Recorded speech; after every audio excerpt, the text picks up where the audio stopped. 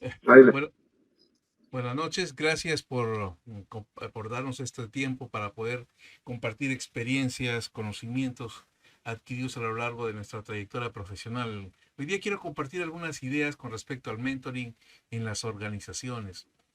Y quiero puntualizar organizaciones, porque el mentoring básicamente ha estado empujado, ha sido trabajado, eh, ha sido estudiado para las empresas, pero en realidad cualquier tipo de organización puede desarrollar el mentoring. Por eso el tema es mentoring en las organizaciones, cualquier tipo de organización, ¿sí? Quiero hacerles una pregunta y de repente ustedes me pueden ayudar y darme un dato, sea hablando o sea escribiendo en el chat. ¿Cuánto nos cuesta reemplazar un puesto a una persona en un trabajo? ¿Se han ideado ustedes en el lugar donde ustedes están trabajando, donde están desarrollando sus labores profesionales? ¿Cuánto creen que cuesta reemplazar a una persona en un puesto? ¿Tienen alguna idea? ¿Alguien tiene alguna idea? Lo pueden escribir en el chat, ¿no? Estoy revisando el chat, ¿no? Si quieren utilizar el micrófono, excelente. Ya creo que todos tienen hábil el micrófono, ¿no? O sea, no quieren participar, están todavía Yo, fríos. A ver, Isabel. no tengo un cálculo exacto, pero supongo que sería el doble o triple de lo que le costaba a esa empresa el mantener el salario de ese trabajador, porque reemplazarlos no tienes garantía de que vas a encontrar a alguien con la experticia o la trayectoria que él ya tiene dentro de ese puesto de trabajo, ¿no? Ujú, Debe haber desarrollado ciertas habilidades y competencias. ujú. Entonces sí debería ser una inversión considerable. Les comento algo que uno de mis mentores que he tenido en mi vida laboral me decía lo siguiente acerca de cuando escuchaba que en una empresa, cuando necesitaban reducir costos, inmediatamente reducían personal. Y él me decía lo siguiente: yo pienso de que estas personas, estos que están dirigiendo, gestionando estas empresas, son los peores que hay porque son tan incapaces que buscan la forma más fácil que es reducir personas, pero no reducen el trabajo, reducen las personas, pero no reducen las labores, las actividades que hay que realizar, simplemente se las acumulan a otro. Y los otros, por no dejar el trabajo o seguir manteniendo ese trabajo, simplemente lo asumen. Y al final todo lo hacen mal, ¿no? O lo hacen, y ya no es tan productivo. Entonces cuesta, cuando nosotros necesitamos reemplazar a una persona a un puesto, cuesta porque el proceso de aprendizaje, ¿no? Mientras se adecua la cultura, mientras aprende el lenguaje, porque hay un lenguaje diferente, hay un idioma diferente en cada organización. Y mientras pasa un tiempo hasta que él es totalmente productivo. Y según las investigaciones, estamos hablando entre 3 a 6 meses que ocurre hasta que esta persona llega a producirlo. Entonces, hay dinero que se está perdiendo allí. Adicionalmente, hay los supervisores o sus jefes toman un mayor tiempo para poderle apoyar, para que se adapte más rápidamente. Y eso distrae de las labores que tiene este líder o este jefe. Y ese es un costo también para la organización. Y entonces, ¿qué hacer? ¿No? ¿Qué es lo que está sucediendo entonces? ¿No?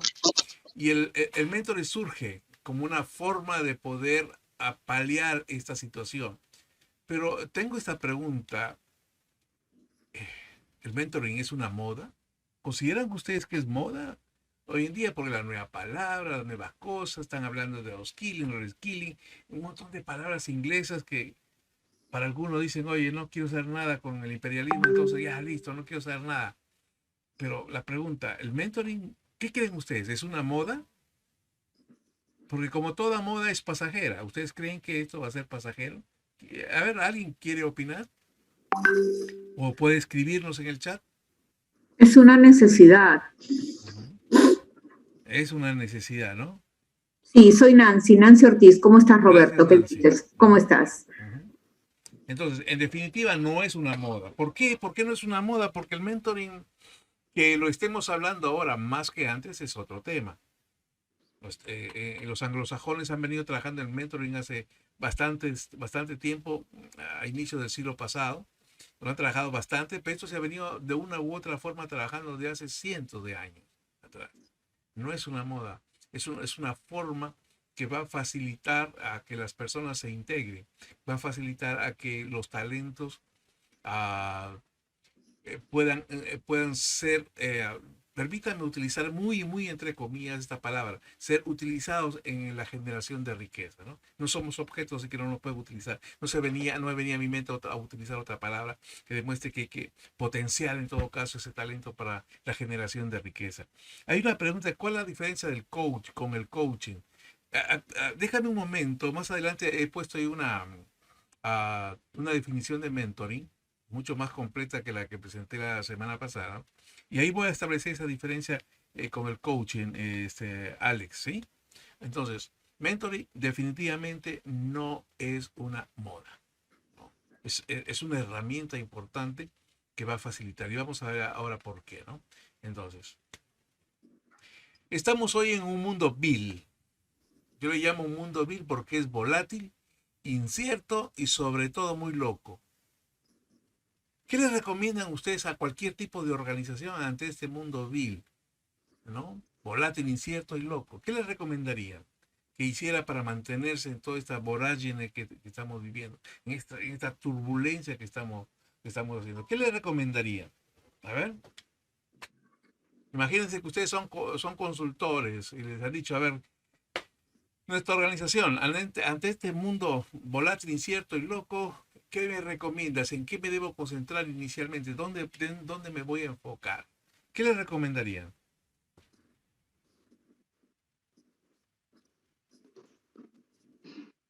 Que se concentre en su personal, ¿no? En las personas. En las personas. Excelente.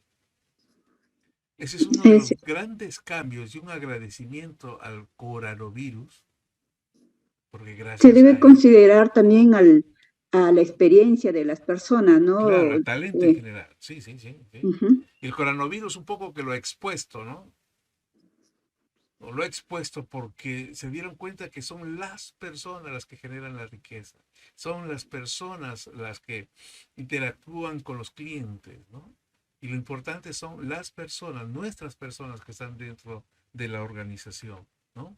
Y eso buscamos con ello que ellos se comprometan con la organización y la organización se comprometa con ellos, ¿no? Porque estaba recordando siempre recuerdo en la mente cuando hablo de compromiso, de cómo en los colegios, en el caso aquí de Perú, he visto de cerca a muchos colegios que se han creado así muy pequeñitos y de repente buscan involucrar a los padres y dicen comprométanse, queremos darle una mejor calidad a sus estudiantes y comienzan a organizar rifas y cosas para generar fondos, ¿no?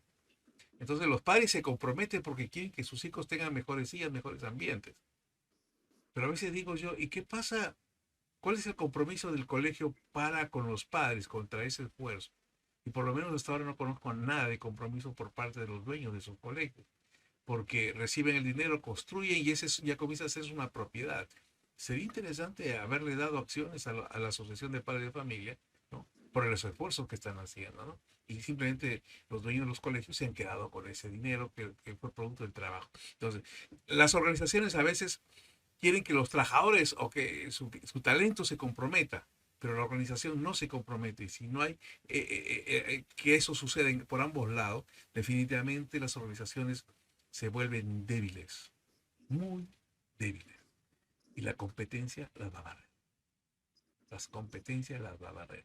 Y estamos hablando de organizaciones que por un lado puedan generar riqueza, dinero, pero también hablo de las otras organizaciones que entre comillas no generan dinero, las ONG, por ejemplo, pero que en realidad, o las organizaciones estatales que dicen que no generan dinero, pero sí tienen que generar recursos para poder ser autosostenibles, ¿no? Entonces, necesitamos el compromiso de ambos, ¿no? Ahora, entonces, ¿dónde está centrado el foco? Ya lo dijeron, ¿no? Está centrado en el talento, en las personas. Somos nosotros las personas las que creamos. Aún cuando hoy día se nos habla mucho de la robótica, de toda la parte digital, de todos los algoritmos, de todas estas cosas tan raras para algunos, pero el talento no lo supera. Las personas estamos detrás de todo ello. Entonces, el foco hoy está en el talento. Entonces el talento hay que cuidar. Hay que cuidarlo. Entonces, definamos qué es el mentoring. Encontré esta definición que me agradó mucho y ahí vamos a hacer la diferenciación con el coaching, ¿no? Es un proceso de compartir habilidades, conocimientos y experiencias de vida y trabajo para guiar a otros a alcanzar su máximo potencial. O sea, lo que hace el mentor con el mentido, el mentorado, es ayudar a que él alcance su mayor potencial y lo ve tanto del aspecto profesional como en el aspecto personal. O sea, no está lejos de la persona. No está lejos de la persona.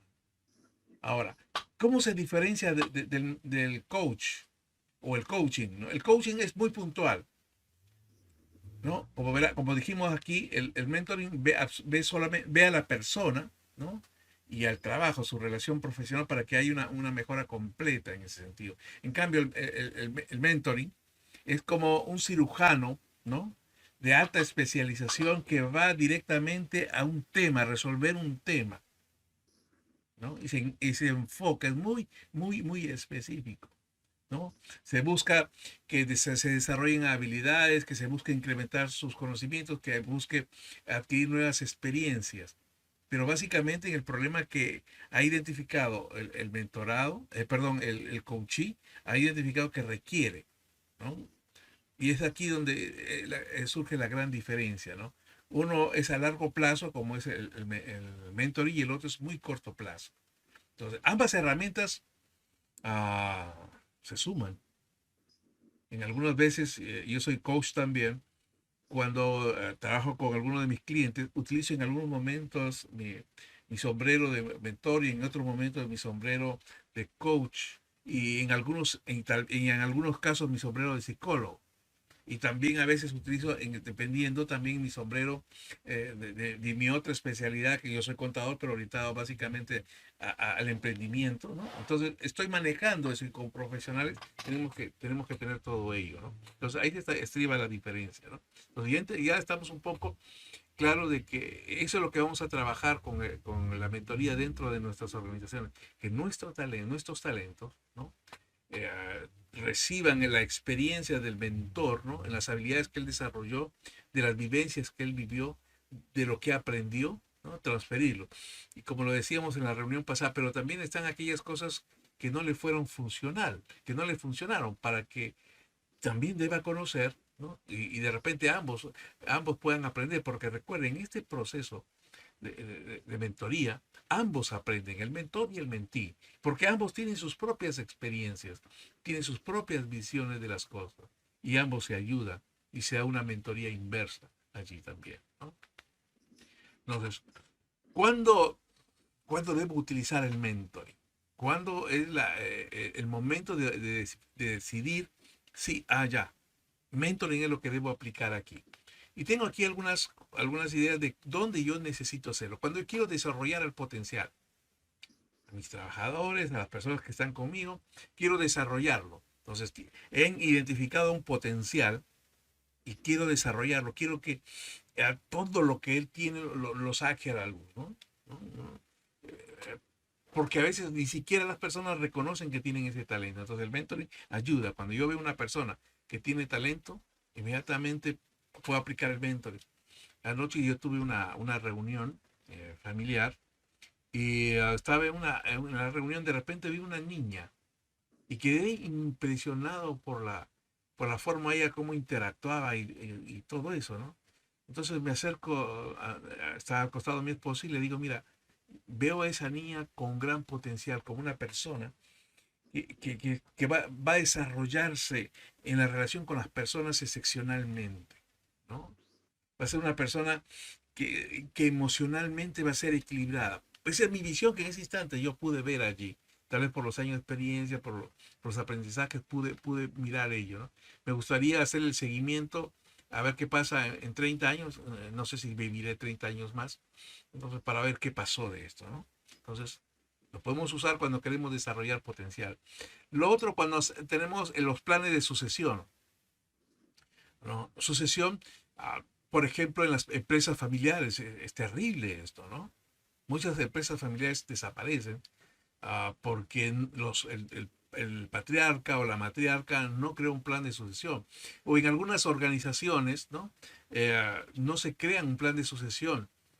Y eso debilita a las organizaciones y muchas veces las llega a desaparecer, ¿no? Entonces, las organizaciones tienen que tener un plan de sucesión para que la organización nos trascienda, vaya mucho más allá. Y el mentoring resulta siendo una herramienta fabulosa para eso. Lo otro es para facilitar la integración.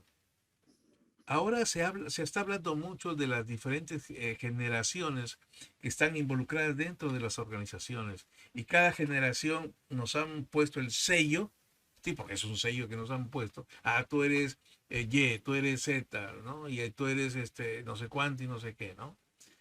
Y a veces nos creemos ese cuento de que yo soy millennial o que yo soy baby boomer y entonces, tengo que comportarme así, pues, ¿no? Aunque se dice pues que esto simplemente son etiquetas que se nos han puesto, que somos mucho más allá de esas características, ¿no? Porque yo conozco, siempre yo digo que yo soy un baby boomer, ¿no? Pero que estoy baby boomer hacia afuera, pero hacia adentro soy un millennial. Mi millennial siempre está ahí queriendo salir, ¿no? En todas las cosas que yo hago. No son etiquetas. Y eso a veces en las organizaciones un poco que las separa. Y entonces el mentoring puede jugar un rol importante para facilitar la integración a través de compartir conocimientos, experiencias, ¿no? Para crecer todos, ¿no?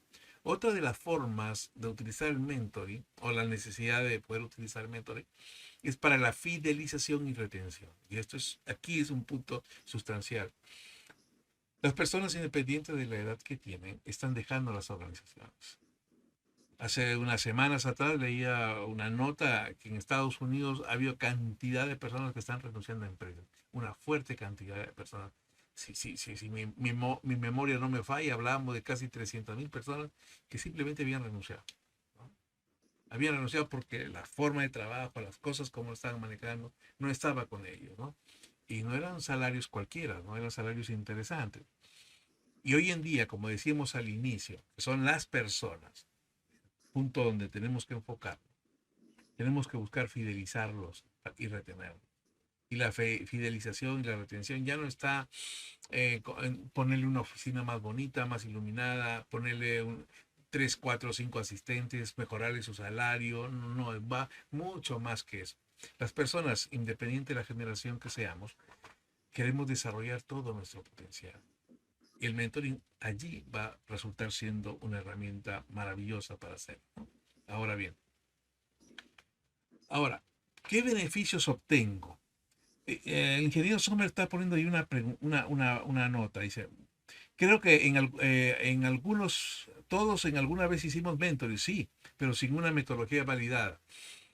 Definitivamente que sí, porque empíricamente hemos actuado, seguimos actuando como mentoring desde conocimos, desde que actuamos, desde que queremos ayudar a otros, desde que queremos, por ejemplo, nosotros, si yo soy un hermano mayor, me convierto en una especie de mentor de mis hermanos, para que no pasen las cosas que yo pasé y puedan ellos, ¿no? Saber reconocer los tics de los padres para saber si te va a castigar o no, por ejemplo, son algunos detalles, ¿no? Pero sí, todos somos mentores en realidad, como lo decía Alberto hace un momento, ¿no? Entonces, ¿qué obtengo? ¿Qué beneficios obtengo? Porque si voy a hacer un plan de mentoring, algo tengo que recibir, porque todo un esfuerzo que se da, si no voy a recibir nada, ¿para qué lo hago, no? Porque hay desgaste, hay recursos que se utilizan, ¿no? Y si el gerente de finanzas de la organización o el administrador financiero dice, oye, mire, vamos a gastar mucho tiempo, las personas se van a desviar de hacer, de las cosas que tienen, ¿no? De los objetivos que se están teniendo, entonces, y eso va a repercutir en la generación de valor, y él lo está mirando en corto plazo. Él lo está mirando muy, muy en el corto plazo. Pero veamos qué beneficios yo puedo obtener. Por un lado, hay una transferencia de conocimiento eficiente, ¿no? Porque yo ya lo viví, ya lo sistematicé, ya lo organicé, ¿no? Ya establecí procesos y eso es lo que le paso a mi mentí. No se lo paso para que lo tome como una receta. No, una receta no. Es como el ceviche que conversamos hace un momento, ¿no? Cada país tiene su propia forma de presentar su ceviche. Hay por allí un país que no me recuerdo el nombre, que el ceviche le echa salsa de tomate, ketchup, ¿no? De hecho, al ceviche, ¿no? Ellos han estructurado, ¿no? Tienen la idea de cómo hacerlo. Y eso es lo que es la transferencia de conocimiento. Yo les doy eso, pero de hacerlo de manera eficiente, organizada, sistematizada, ¿no? Lo otro es ah, que hay mayor satisfacción, porque ese proceso de aprendizaje, la curva de aprendizaje se reduce. La curva de aprendizaje se reduce. Y eso es importante. Y eso me da mayor satisfacción. No sé si alguno de ustedes recordará cuando recién ingresó a alguna organización y quería hacer las cosas, pero no las podía hacer rápido porque desconocía algunos otros temas. Entonces la curva de aprendizaje es mucho más larga y a través de la mentoría se reduce, se reduce. Es otro beneficio. Otro de ellos es que nos ayuda a una actuación más inteligente para los cambios laborales, ¿no? Porque reconocemos el valor de las personas y sabemos dónde ellos podrían desarrollarse mejor, aun cuando no tienen tal vez la experiencia, aun cuando no tienen los conocimientos, pero con un proceso de mentoring podemos reducir esa diferencia y ellos pueden actuar, ¿no?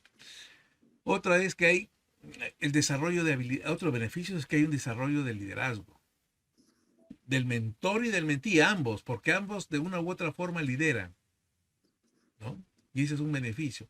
Necesitamos líderes en las organizaciones. Todos somos, en realidad en una organización, todos somos líderes, ¿no? Ojo, no lo confundan con jefes, ¿no? En una organización todos somos líderes porque en esta parte, que en mi responsabilidad, en el rol que yo juego, soy el líder, ¿no?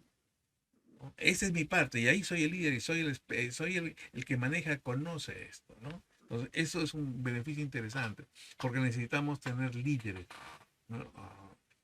Nuestros países, ah, el caso de Perú está sufriendo porque no tenemos líderes, ¿no? ¿No? Tenemos jefes, ¿no? Jefes, no, pero necesitamos líderes que van mucho más allá, tiene una visión de largo plazo, ¿eh? Tiene una concepción de país, una concepción de humanidad diferente, ¿no? Lo otro es el desarrollo profesional, ¿no? Cuando uno sale del instituto, de la universidad, a enfrentarse al mundo laboral, no, quiere hacer de todo, ¿no? Y él tiene que ir descubriendo por dónde él puede ser más potente, en su talento, donde su talento puede ser muchísimo más potente, ¿no? Y el mentoring ayuda a eso, y la persona va encontrando sus propios caminos, y esos caminos, si les ayudamos, pueden enlazarse a los planes de desarrollo que tenga la organización, para que ellos allí transiten, ¿no? Lo otro es que se mejoran los logros. Porque yo al ser mentorado recibo más experiencias, más conocimientos, más cosas que me permiten hacer mejor en la tarea se me ha asignado. Y eso me lleva a que tenga mejores resultados, mayores logros. Esos son unos beneficios interesantes directos a la organización, ¿no? Lo otro es que se establecen redes más sólidas porque yo mentor, mis redes mías de mentor, de una u otra forma las son trasladadas al mentí, ¿no? Se suman a sus propias redes y no se potencian. Tenemos redes sociales mucho más potentes, ¿no? Y por último es la retención. Necesitamos retener al talento. Necesitamos la retención del talento. Ya hablamos antes de los costos que eran, ¿no? Los costos, ¿no? Y la retención hoy día, las empresas están pasando grandes desafíos porque hay una volatilidad en los puestos, gente, la rotación es muy alta, muy alta. Y eso de una u otra forma perjudica después al cliente final porque los costos de todo ello lo va a tener que pagar el cliente final y eso nos vuelve improductivos o nos vuelve eficientes y poco eficientes y menos competitivos en el mercado, ¿no? Bien. Entonces, quiero terminar con esta parte, un recordatorio me debe centrar en mi intención de querer formarme como mentor, en mi intención de desarrollar programas de mentoría en mi organización, en mi trabajo profesional independiente de tener servicios de mentoría para terceros, ¿no? Por un lado, recordar siempre esto, ¿no? El trabajo de la mentoría es ofrecer recursos, no soluciones, ¿no? Recursos, no soluciones, ¿no? Para eso sería un consultor, ¿no? consultor lo contratan para que resuelva un problema y lo que quieren ahí es soluciones. No, yo mentor le voy a dar mis recursos, lo que yo tengo para que sobre esa base él los utilice, los maximice. Entonces, la mentoría, recuerden, ofrece recursos, no soluciones, ¿no? Lo otro es que es importante definir los objetivos en un programa de mentoría, ¿no? Es importante definir exactamente hacia dónde estoy yendo. Muchas veces ocurre que las organizaciones no tienen claro el significado de lo que son los objetivos. No tienen muy claro el significado de lo que son los objetivos. Y esto lleva a que después uh, creen que han logrado algo, ¿no?, que no está amarrado a la gran visión que se tenga, o por último ni siquiera se tiene una visión clara, ¿no? Entonces, para que un programa de mentoría sea efectivo, ¿no?, deben tener objetivos muy, muy, muy claros hacia dónde queremos llegar, ¿no?, qué queremos obtener. Y por supuesto, esto tiene que estar amarrado a indicadores. Cuando cualquier actividad humana no tiene un indicador, no sabremos si hemos sido eficientes o no. Si no tiene un número para poder medir, una forma de medirlo, definitivamente jamás podemos saber si fue valioso o no ese trabajo, ¿no? Entonces debe tener indicadores. Lo otro es que tiene que estructurarse como un programa, no cosas aisladas aquí y allá. No, hazle ahorita mentoría, a ese también de allá, y listo, pero solamente 2, 3, 4, no, reuniones, no. Tiene que haber una estructura, tenemos que haber una forma para que sea eficiente. Como ya le decía hace un momento, un proceso de mentoría toma su tiempo, ¿no? Toma su tiempo. Lo otro es que la organización tiene que otorgar facilidades, ¿no? A veces dice el jefe, dice, ya sabes qué, dale mentoría a ellos, pero no le doy las facilidades. Y cuando me refiero a las facilidades, por ejemplo, decirle, oye, ¿sabes qué? Uh, del tiempo que dispones, que tenías, de ahí vamos a cortar un poco y descuéntalo ese tiempo para que des la mentoría o para que reciban la mentoría. Algunos quieren que la hagan después de las horas de trabajo, de las horas de atención. No, pues así no es la cosa. La organización tiene que dar facilidades, ¿no? Tiene que dar facilidades. Y esto va a amarrar de repente cuando el mentor encuentre que tiene un gap, una diferencia que necesita cubrir con conocimiento que él tampoco lo tiene, y de repente pues la organización está dispuesta a invertir en una capacitación. Hace 2 semanas sí estoy desarrollando una consultoría con una empresa y hablaba acerca de esto y le digo, esta chica tiene potencial para esto y para esto. Pero lo único que tienes que hacer es que tienes que invertir en esto y esto. Y eran 3 capacitaciones. Le digo, no, y te digo, las capacitaciones que le facilites no son capacitaciones grandes, de grandes costos. No, empieza por dar estas capacitaciones sencillas que hay en LinkedIn, ¿no? Estas capacitaciones que hay en Chehana, ¿no?, que son de costos muy bajos, ¿no? Empieza por allí, pero hay potencial, ¿no? Y esas las organizaciones no, simplemente quieren que las cosas caminen y no quieren invertir un solo centavo. Así no funciona, ¿no? Lo otro es el compromiso de la alta dirección. La alta dirección, quienes dirigen la organización, tienen que estar comprometidos. Tienen que estar comprometidos. Y muchas veces ese compromiso parte porque ellos mismos se conviertan en mentores o mentís. Ojo, se conviertan en mentores o en mentís, ¿no? Entonces, eso es importante, porque cuando no hay compromiso y solamente ven que a mí me dan la tarea de ser mentor, a mí me dan la tarea de ser mentí, y el resto no lo hace, no hace nada, no asume compromisos, entonces digo yo, ¿qué hago aquí? La dirección tiene que estar comprometida, ¿no? Quiero concluir con esta frase de Mark Zuckerberg, me parece sumamente interesante. Los mentores son nuestros guías. Ellos ven cosas que nosotros no vemos. Y simplemente creo yo que no las vemos porque no las hemos vivido todavía y no las reconocemos, a pesar de que las tenemos enfrente. Y el mentor ya las vivió y ya las vio, ¿no? Y esto es lo que quería compartir con ustedes. Gracias por su tiempo. Y si hay alguna pregunta, encantado. Si no, Alberto, el tiempo de estudio. Ahí está mi página web. Ahí tengo algunos videos que he publicado de webinar que he hecho. robertogomesánchez.com y de repente les puede ayudar, ¿no? Y ahí están mis redes sociales, me pueden seguir en @rgscoach, en Facebook, Instagram y Twitter, que es donde estoy bastante más activo, ¿no? Recién entrado en otras plataformas. Bien, no sé, si hay preguntas, encantado. Una pregunta, buenas noches. Sí, dime. ¿Cuáles son las cualidades que observan las personas para hacerle la mentoría?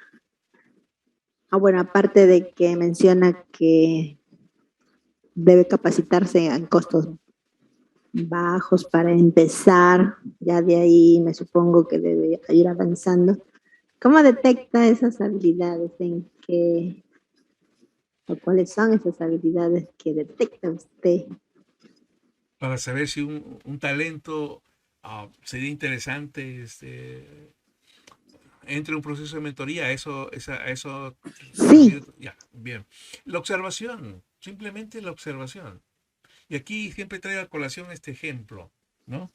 A veces cuando éramos niños y de repente nuestra mamá, especialmente nuestra madre, de repente entrábamos y nosotros, mira, mi madre es bruja, sabe lo que hemos hecho.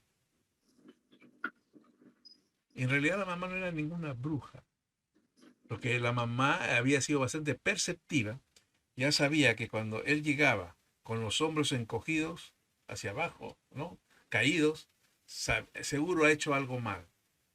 Ya sabía que cuando se comenzaba a rascar la barbilla, seguro había hecho mal, algo mal. Y esos detalles había visto la madre y ya los conocían. ¿Qué has hecho? ¿Qué has hecho? Dime qué has hecho. Y la mamá, con ese dime qué has hecho, uno simplemente soltaba el rollo y decía qué había hecho. La observación resulta siendo sumamente importante.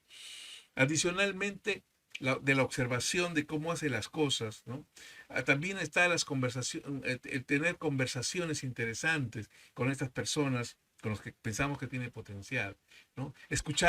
Saber escucharle sobre las cosas de que habla, de cuáles son los temas que habla, poder conocer un poco más, saber qué le gusta leer, qué le gusta escuchar, qué le gusta revisar, en qué utiliza su tiempo libre. Son una serie de detalles, ¿no? Que uno va a descubrir. Adicionalmente, vienen las otras, algunas pruebas que se puedan tomar, ¿no? El área de recursos humanos puede ayudar mucho ahí, tener unas pruebas para poder medir un poco algunas de sus inteligencias, ¿no? Inteligencias, comportamientos y demás, ¿no? Son ayudas que se puedan tener, ¿no? Es todo un equipo en todo caso que mira, pero pienso yo que la observación es sumamente valiosa para ir reconociendo ese talento y después haciendo otras pruebas adicionales para poder definir si realmente hay un talento escondido ahí o que merece ser trabajado, ¿no? No sé si hay una pregunta más. Gracias. Bien. Sí, buenas noches, Alberto, buenas noches. Una preguntita. Bueno, primero felicitarlo por su ponencia. Gracias. ¿Cómo podría funcionar en un aula de clase, pero en educación superior, ¿no? Yo soy profesora de educación superior y estoy haciendo un proyecto de investigación aplicando, o sea, él ha puesto proyecto mentoring, porque duraría un semestre o dos a lo mucho, ¿no? Queriendo hacer esto con las estudiantes de un tercer ciclo en un curso que se llama investigación, práctica de investigación. Entonces yo lo que quiero es que desarrollen habilidades investigativas y pedagógicas y a ver si esto, traerlo de las empresas a la educación, funcionaría, si estoy por buen camino o no. Esa es un poco la inquietud, ¿no? Muchas gracias por su respuesta. Bueno, definitivamente muchas cosas han transitado de las empresas a la escuela. Y muchas cosas han transitado de la escuela hacia las empresas. Muchas cosas han transitado del ejército a las empresas, ¿no? Y así, todas las organizaciones han transitado hacia otras, han compartido, ¿no? Y definitivamente sí es funcional. La mentoría no es exclusiva de las empresas. Que ellos lo hayan desarrollado, que lo hayan sistematizado, se haya escrito mucho más, haya mucha mayor cantidad de formación para ellos es otro tema. Pero se puede aplicar en todo. Ahora bien, si tú lo quieres desarrollar dentro del aula como parte de la parte de la formación para desarrollar ciertas habilidades, ¿no? Lo primero, como dije antes, tenías que definir exactamente qué quieres lograr, cuáles son las competencias que quieres desarrollar, ¿no? Y a partir de eso, definir ahora bien, para poder desarrollar esas competencias, qué tipo de conocimientos, habilidades debe desarrollar. Una vez que lo has reconocido, pasas a la siguiente parte. ¿Qué personas podrían ayudar a estos estudiantes a poder obtener esos logros? Y esa es la forma que podrías estructurar un programa de mentoría. Ya el año pasado, cuando iniciamos este tema de mentoría, lancé algunas ideas ahí con respecto, por ejemplo, a la escuela. Es un proyecto que me parece interesante. Lo hacen en algunas instituciones internacionales, donde, por ejemplo, los estudiantes del último año son mentores de los estudiantes del primer año. Se convierten en mentores para que puedan enseñarles cómo es transitar en la nueva vida académica que tienen, ¿no?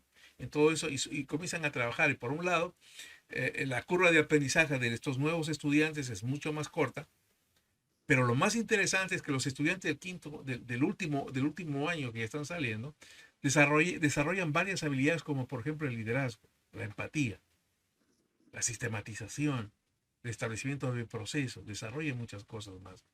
Y eso sería interesante que tal vez nuestras autoridades políticas puedan entender el tema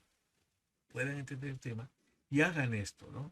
Desarrollar ese tipo de integración de los estudiantes, que ellos mismos comienzan a desarrollarlo. Y créanme que eso va a ser unos cambios. Pero ahí tienes algunas cosas de cómo podrías tú trabajarlo. Ahora, si tú deseas, ahí está mi página web. Ahí vas a encontrar, ahí está más abajo está mi WhatsApp. Si en algún momento tú, desarrollas algún plan, me envía, yo te puedo ayudar a revisarlo y te puedo dar algunos comentarios, ¿no? Ay, muchas gracias. Muy amable, sí me quedó bastante claro. Buenas noches. Buenas noches. Buenas noches, Roberto. Muy buena la ponencia que estás tratando. Yo tengo dos preguntitas. La anterior vez hablaron de Jack Welch, que fue uno de los CEO del siglo XXI. Dijiste en una parte que vieron en Jack Welch en los primeros inicios para que él tuviera esa, como dice, vaticinara que él iba a ser el CEO de General Electric. ¿Cuáles son las cualidades que vieron en él?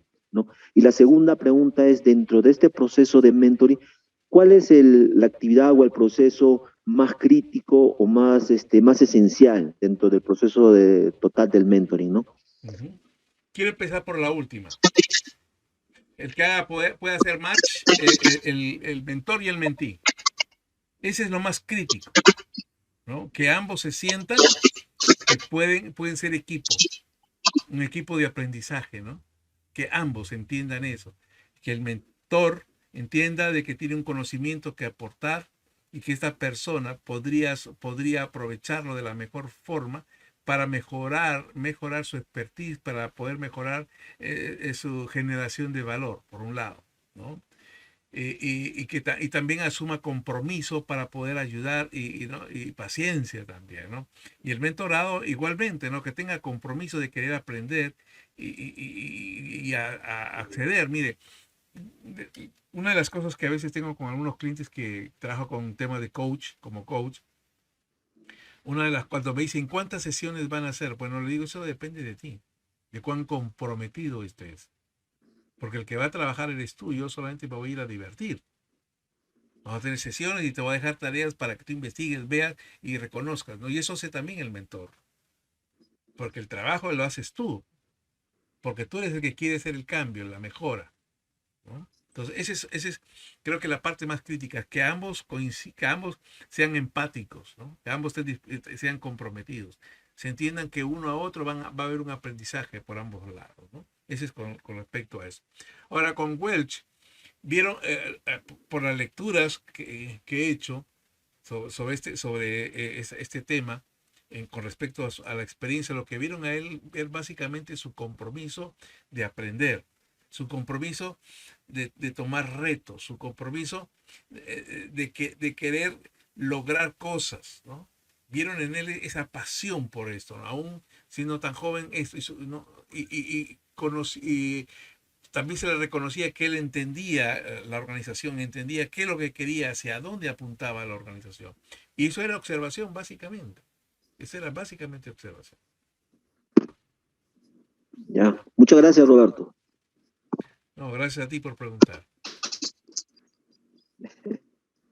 ¿Alguna otra pregunta?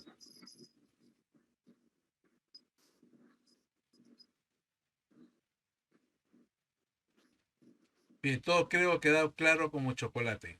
Bien. Así que, Bien, Alberto. ¿puedo hacer una pregunta? Sí, adelante, adelante. Buenas noches, soy José Velázquez, soy de Trujillo, Perú, y gracias por hacernos llegar el link de tan interesante conferencia. Muchas gracias, felicitaciones a Roberto Gómez. Yo soy docente de Educación para el Trabajo con estudiantes de mecatrónica automotriz en educación secundaria. Lo que quiero preguntarle a Roberto es cómo yo podría desarrollar alguna estrategia, un programa de mentoría con estudiantes que desde la educación básica ya van aprendiendo ciertas capacidades y competencias para el aprendizaje de la mecatrónica automotriz. Lo primero que tienes que definir es qué objetivo quieres lograr. Y a partir de ello definir la estrategia para poder reducir ese gap, esa diferencia entre lo que son ahora y en lo que aspiramos que sea, ¿no? ¿Cuál es el mayor? Había que analizar. ¿Cuál es la visión que tiene la organización donde estás para que estos estudiantes, futuros estudiantes, cuando egresen, sean profesionales, ¿no? Que se recoloquen, ¿no? Y que generen valor a las organizaciones donde van a estar. A partir de definir exactamente ese objetivo, hay que definir ahora qué. ¿Qué es lo que van a necesitar? Por lo menos por la experiencia que yo he tenido, porque he trabajado mucho en lo que son temas de outplacement, recolocación laboral, una de las cosas que ocurre con los estudiantes, cuando somos estudiantes, es que la mayoría en principio no tenemos un plan de vida laboral, ¿no? Un plan laboral, no lo tenemos. Queremos trabajar y listo y trabajar, pero no sabemos, no tienen la más remota idea de dónde quieren estar solamente en 5 años o en 3 años. O por último en diciembre ya, ¿no? Muchas veces no tenemos esto. Entonces necesitamos, en principio, que cada estudiante desarrolle su plan laboral, ¿no? Su plan de carrera, hacia dónde, qué espacios van a hacer. Algunos dirán, sí, pues, pero las cosas están cambiando, no sabemos qué va a pasar a 10 años, a 20 años. Oiga, es interesante, algo que le escuchaba el otro día de un especialista español, hablaba de China, ¿no? De las cosas que ellos estaban haciendo y planeando, estaban planeando cosas a 100 años. Y diría, 100 años, pero ninguno de los que están planeando va a vivir eso. De aquí a 100 años ya están pensando en cosas. Eso se llaman los objetivos BAC, se les conoce como objetivos BAC, que son muy, muy de largo plazo, y la experiencia señala que la mayoría no llega a cumplirlos, pero sí son un aliciente para que tú trabajes en ello, ¿no? Entonces, en este caso, define cuál es el objetivo, cuáles son las necesidades de cada uno de ellos, qué va a ser su necesidad. De repente algunos necesitarán mentor para la búsqueda de empleo, que tengan que ver para su recolocación, para su colocación laboral. Otros necesitarán mentores para desarrollar sus competencias blandas. Otros necesitarán de repente mentores para desarrollar sus competencias hard. Otros necesitarán un mentor para desarrollar su vida personal, puedan organizar su vida personal. O sea, para todos no va a ser el mismo programa, porque no todos tienen las mismas necesidades. No podemos hacer. Un programa de mentoría es individual, es persona a persona. Es persona a persona. Sí, muchas gracias, muy amable. Buenas noches, no sé si se me escucha. Sí, claro, Mi nombre es claro. Maribel Carretero y Adelante, me Maribel. gustaría, mil gracias, y me gustaría colaborar con algo más. Claro, claro. Bueno, en principio felicitar su ponencia, está muy, muy interesante. El tema del mentoring precisamente que está alineado a lo que es la innovación. En mi caso, bueno, yo comparto temas de innovación, incluso acabo de hacer una maestría e hice un tema relacionado a lo que es la innovación, donde llego a determinar ciertos comportamientos que inciden en la innovación, o en cierta forma son comportamientos positivos de algunas empresas innovadoras que hacen que permanezcan en el mercado. Bueno, a raíz de eso he seguido con la investigación, pero ya aplicativa, o sea, en la empresa, dado que suelo compartir servicios de asesoría empresarial relacionados al comercio internacional y, bueno, a temas financieros, porque tengo formación contable y formación financiera y mi maestría ha sido en gestión empresarial.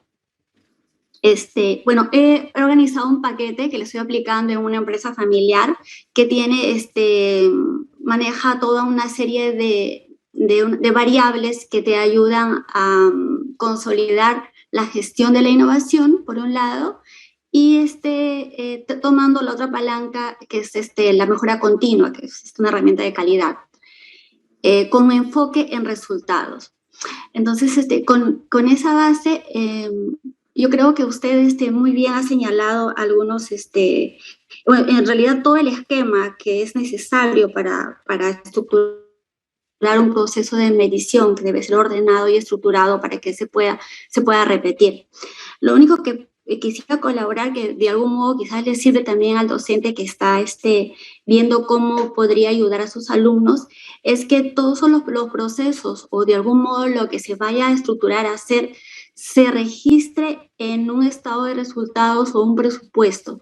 Es muy importante presupuestar la innovación, presupuestar lo que se quiere hacer, porque a veces fijamos metas muy altas que terminan como que es simplemente en el papel. Entonces, cuando utilizamos indicadores que te ayuden a precisamente a medir el alcance y con números claros, pues es más probable que incluso se pueda manejar con algunos interesados como de apoyo, ¿no? Como herramientas de apoyo. Eso es lo que me gustaría, bueno, en todo caso, acotar a la reunión. Muy agradecida por la invitación. Un compañero mío tuvo la amabilidad de compartirme y, bueno, estoy muy contenta de estar en este grupo aprendiendo. Eso es todo. Gracias. No, Cedo palabra. gracias, gracias. Justo es lo que tú acabas de hacer con nosotros, es una mentoría, ¿no? Es compartir experiencia y eso todos nos enriquecemos. El mentor y el mentí ambos se enriquecen porque, como le decía antes, hace un momento atrás, ambos tienen cosas que compartir. Y por eso hablamos que con la pregunta que me hacían, ¿cuál es el mayor problema que podría haber? Es que ambos hagan match, ¿no? Y ahí es eso, ¿no? Yo quiero agradecerles a cada uno de ustedes por sus preguntas y espero hay mucho todavía, mucho que aprender, créanme, mucho que aprender. Bien, gracias y le damos el tiempo a Alberto.